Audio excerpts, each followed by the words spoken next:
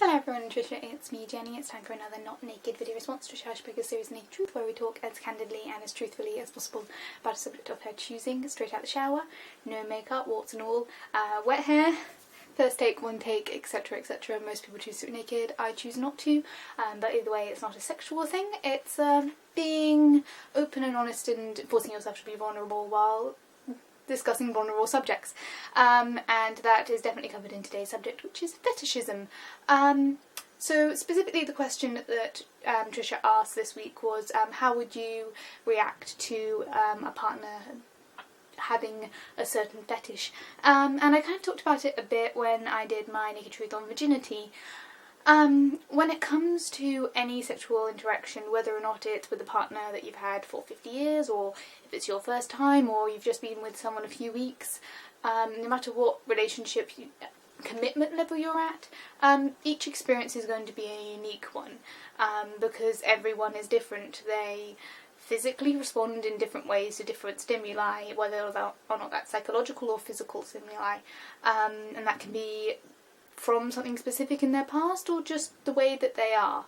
And some people may not respond to certain things, and that's the way that it works. Everyone is a truly unique being, particularly when you add a sexual element.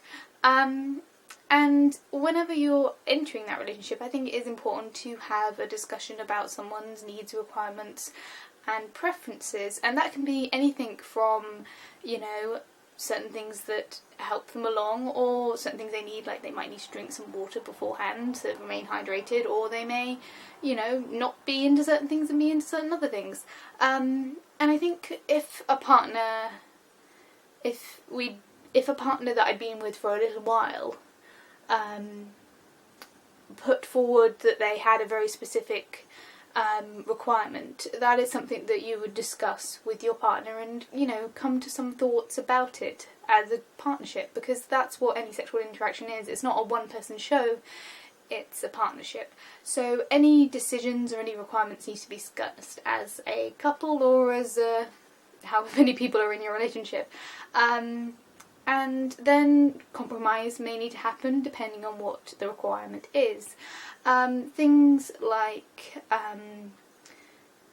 a lot of basic fetishisms are kind of things that are relatively easy for most people who are sexually confident to do. Things like, you know, there are some really basic fetishisms like, you know, removing clothes is apparently a fetish and underwear is apparently a fetish. So, you know, that one's relatively easy for most people to accommodate, but some of the more intense fetishisms, compromises may need to take into place.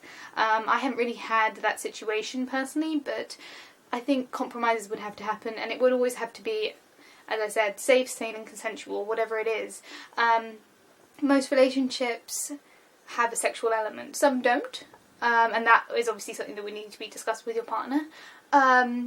But if there is a relationship with a sexual element and something's not working because one person is either too scared to share their fetish, or that fetish is not reciprocated or accommodated for, that would be something that could negatively affect the relationship. And it is, for the most part, for most relationships, sexual activity is a huge part of that relationship.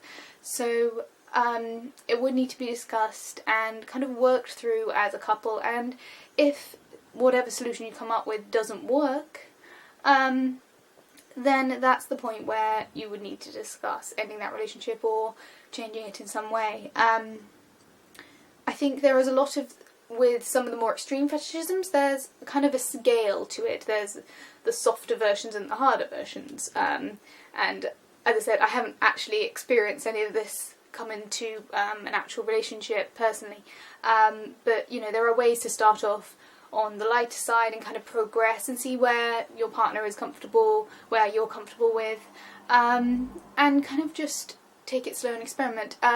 One of the suggestions that I've heard before is if someone is really, really uncomfortable with their partner's fetish, then their partner watches a video which has their fetish before engaging in intercourse, so that they have that arousal without their partner having to actually physically do the thing that gets them going. But again, that's only something that would work in certain situations. And again, it's down to that relationship, it's down to how people actually force each other to work, and there are thousands and many, many fish in the sea, so if that sexual element is not working between two partners, and if it's making a partner feel uncomfortable to the point where they don't feel like they're fully able to give their, enthusiastic consent, that is the point where one of them or both of them need to look for another fish, because you can find that fish, but it is difficult when that sexual element may not match up with a personal element. You can have that personal interaction in a non-sexual way, which is beautiful in terms of chemistry, but that sexual element might not work, and if that does negatively affect the relationship, it is something that you need to discuss and perhaps move on to a different partner and see where you go with that. As I said, there are solutions, there are discussions, there should be a kind of partnership with it.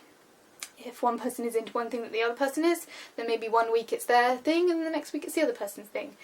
As I said, I haven't personally been involved with a specific fetish, but it would be something that I would discuss with my partner and see what level of comfort we are both at with that and go from there, because everyone is different and unique.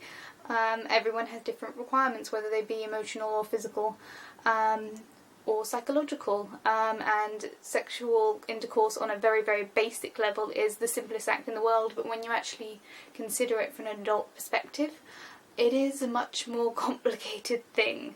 But there we go, that's my conclusion. Sex is complicated, and if you can find someone who you feel happy and confident with, no matter what their preference is, then that is a great place to be, and congratulations to you. Feel free to comment. Thank you for watching, and I will see you all next week. Thank you for the topic, Trisha. It's a very complicated one. Hopefully I've said something useful, but there we go. Feel free to comment, and I'll see you guys all next week. Bye guys.